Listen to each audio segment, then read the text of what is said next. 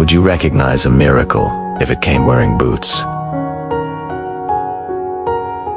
The rain had been falling for days, soft at first like a whisper on the rooftops, but now it roared, relentless, drumming against windows and pooling in the streets like a rising tide of worry. The sky was a heavy quilt of gray, stitched with lightning and rumbling with distant thunder. Inside a modest house at the edge of town, an old man sat by the window, watching the world blur. His hands, weathered and strong, rested on a Bible. He had lived a long life, full of trials and grace, and he truly believed that God would protect him.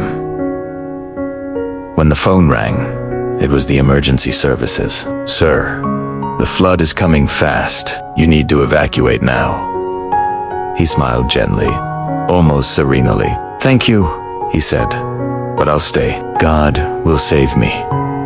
The water crept higher, swallowing sidewalks, licking at doorsteps. A rubber raft bobbed down the street, manned by rescue workers in bright orange vests. They spotted him through the window and shouted, "Come with us. It's not safe." He waved them off. "God will save me." He could jet back, his voice calm amid the chaos.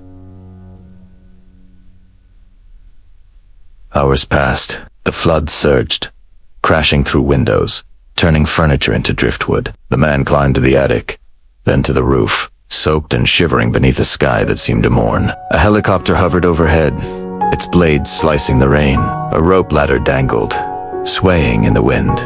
A voice crackled through a megaphone. "Grab the ladder. We'll pull you up." But the man shook his head. "God will save me," he whispered, clutching his soaked Bible to his chest. And then the flood did what floods do. It rose. It swallowed. It silenced. On the other side, where time no longer ticked and the air shimmered with eternity, the man stood before God, heart heavy with confusion and sorrow. "Why didn't you save me?" he asked, voice trembling. "I kept my faith. I waited." God looked at him, eyes full of compassion and a hint of sadness. "I tried," he said softly. "I called. He sent a raft. I sent a helicopter, but you wouldn't come."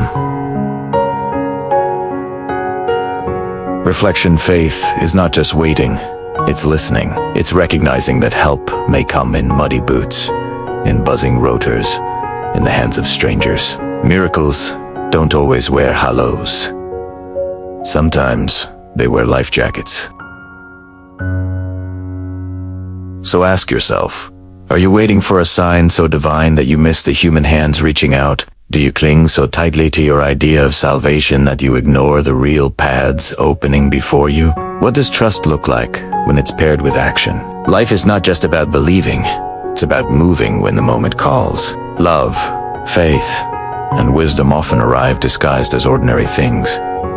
Will you be ready to see them? Let this story be a quiet nudge to stay open, to act with courage, and to recognize that sometimes the miracle is already here,